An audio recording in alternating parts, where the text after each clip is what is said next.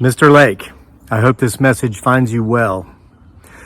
This is not a story about Bigfoot, Sasquatch, or anything related to the paranormal. It is a big, heartfelt, life-saving thank you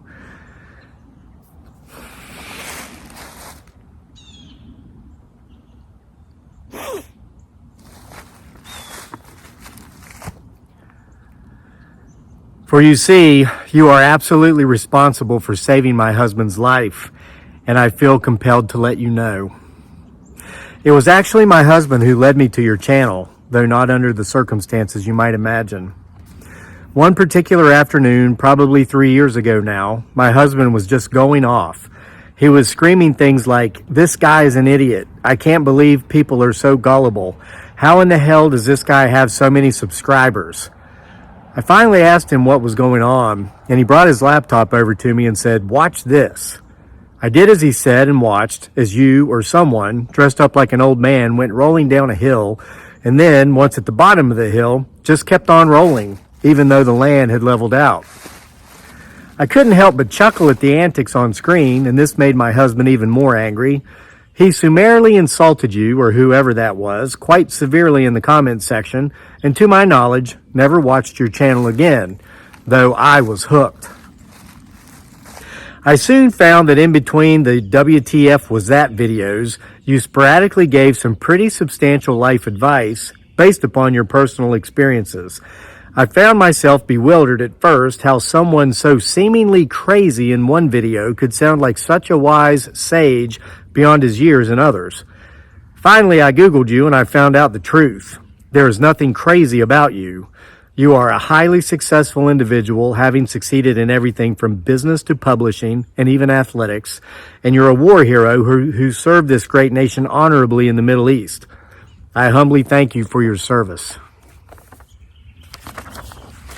I began skipping through your nonsense videos and going straight to the videos where you relay so many of your life experiences, and when I watched these videos, I felt as if you were speaking directly to me in so many of them.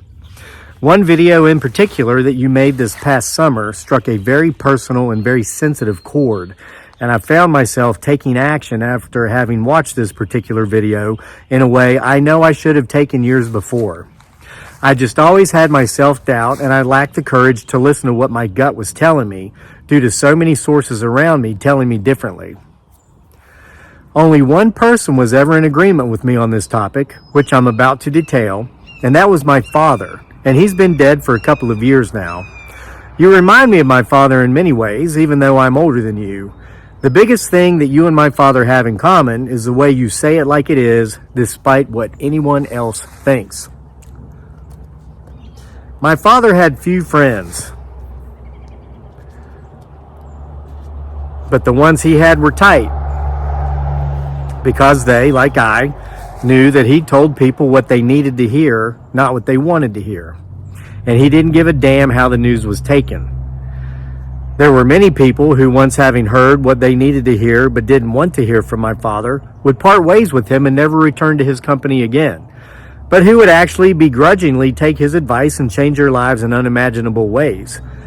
Maybe this is a ghost story after all, because what happened as a result of your video almost seems as if the spirit of my father rose from the grave and spoke to me through you and had that same life-changing and, in this case, life-saving effect. And it had it on a man who cannot stand the ground you walk on, my husband. I'm from a small town, and I've actually known my husband since childhood. We'd lost touch for many years, but we reconnected during a time when he and I were both divorcing our first spouses.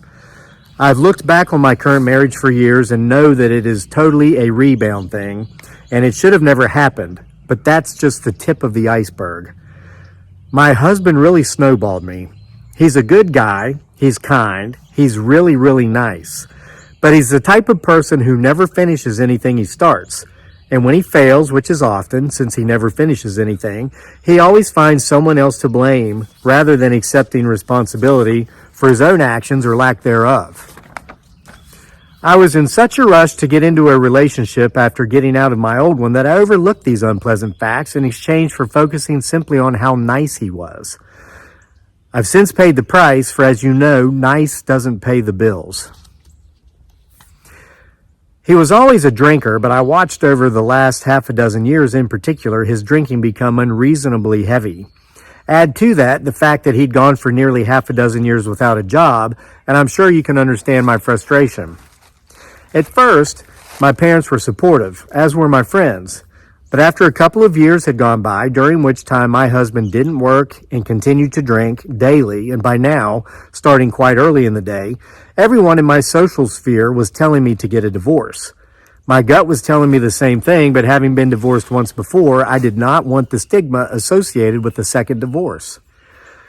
I went to counseling, and I was told I was an enabler and a codependent.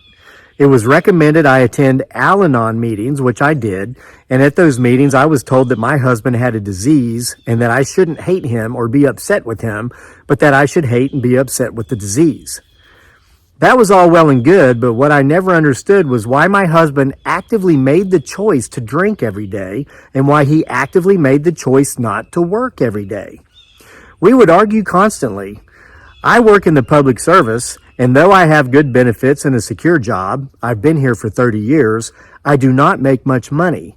And I'd been going to my parents for financial assistance pretty much the whole time I've been married to this man. It's one thing to ask mom and dad for financial help in your 20s, but I am now closer to 60 than I am 50. And when you're still going to your parents for financial aid at my age, it's downright humiliating. Anyway, this past summer, when I watched your video where you were doing a book review on a book about addiction, Rational Recovery, The New Cure for Substance Addiction by Jack Trempe, I had a true awakening as in that video, you said everything my gut has been telling me about my husband, and you spoke the very words my father had spoken to me the entire last year before his death. I am not an enabler, and I am not a codependent. I am a sucker, and I have been playing the part of the sucker for years. For years, I would give my husband ultimatums. I would tell him that if he didn't stop drinking and that if he didn't get a job, I was going to leave him. He'd tell me that he would do both, and I'd believe him, and he'd sober up for a little while, and he'd make it appear as if he were looking for work. Once, he even took a job, but he quit by the end of the first week. I later found out, through his friend that got him the job, that the reason he quit was because they were going to fire him. The long and short of it is that every time I would give him an ultimatum, it would be a very short period of time before he was back to his same old ways, binge drinking daily and not working and helping contribute financially. And it never bothered him that I had to go crawling back to my very aged parents for help because he was not the one who was doing it. After I watched your video, I bought the book you talked about, and I read it, and I decided I was going to make a final stand. I did it right this time. My husband had pretty much alienated everyone he knew over the years while his drinking got worse. He has 2 siblings, but only one brother would even speak to him anymore. That brother, along with his wife, came to our house upon my directive, and we had an intervention. I told my husband that he had 30 days to get a job and that he was going to keep this job. I told him that the drinking itself was up to him. He could curb it, eliminate it altogether, whatever he wanted to do. But if he continued to choose daily drinking over working and productivity, and he left the burden of all financial responsibilities for this household on me, I was going to leave him. His brother and sister-in-law were there and told him that they'd watched him disappear from society and become an agoraphobic recluse long enough, and that if he didn't do as I instructed, they would support me in my decision. They had offered to allow me to live with them, and his brother offered to pay my legal fees for the divorce. We were serious, and my husband knew it. I had had enough. Within 2 weeks, my husband secured gainful employment. He got a job somewhat related to the field in which he used to work many years ago, but on a uniquely different level. It required him to deal with people more than he ever had, which he really didn't like, but faced with the alternative, he quickly learned to accept it. I'm happy to say that my husband has kept this job for 6 months now. It's actually the longest he's kept a job since I reconnected with him during our divorces over a dozen years ago. Our financial problems, which had been piling up for the years he didn't work, have not been completely resolved, but things are getting better. And let me tell you, I'm walking with my head much higher now that I'm not going to my widowed mother every month asking her for money to pay my bills. Over the past holiday season, my husband's brother and our sister-in-law came to visit.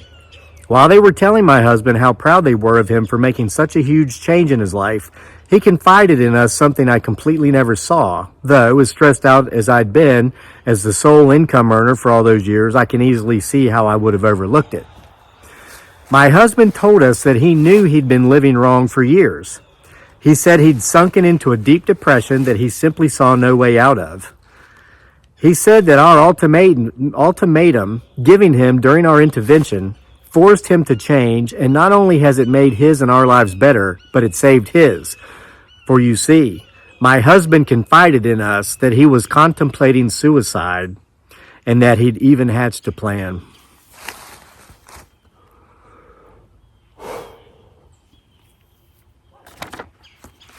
He said his head is not in that space today and that he'd never imagined doing such a thing now, and he thanked us for doing what we did. Mr. Lake, if he had any idea that we only did what we did because of the advice I got from a YouTuber that he couldn't stand, I'm afraid it might drive him back to drinking. And yes, that does mean he quit. He finally chose me, a job, and his life over his addiction.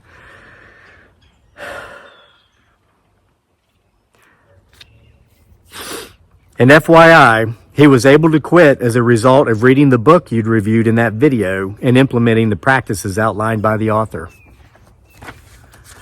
Mr. Lake, I don't care what your channel is about, and you can make all the nonsensical videos you want. I'll continue to skip past those and look for what I call the good stuff. Though I'll point out all the vertically challenged individuals who live under bridges, as you call the trolls, should probably bitch less about the content of your videos and pay more attention to the messages hidden within them. They might find their lives changing for the better. You have my permission to read this email on your channel if you'd like. Just please keep me anonymous. And if I could send a personal message to anyone who might watch the video if you do read this email, should you choose to do so, it would be this. If you live with someone who is addicted to substances, be it drugs or alcohol, as was my case, you not only have more power than you think, you have all the power. You are not an enabler, and you are not a codependent. These are new age terms used to make people feel better, because facing facts aren't always pleasant. The fact is, you are a sucker. You are with someone who continues their behavior because they know they can, because they know you'll let them. Just as I worked and begged for my parents for years to support my husband in his addiction, you are doing the same thing. Stop. It's the only answer.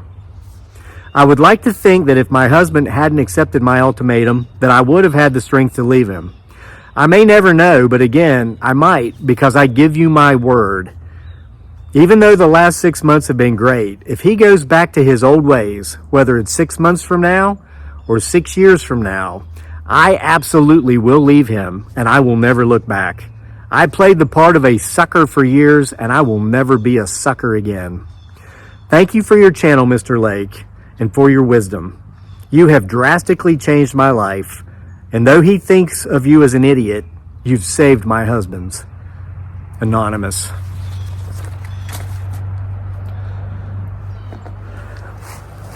I'm going to put a link to the book discussed in this email in the description box below.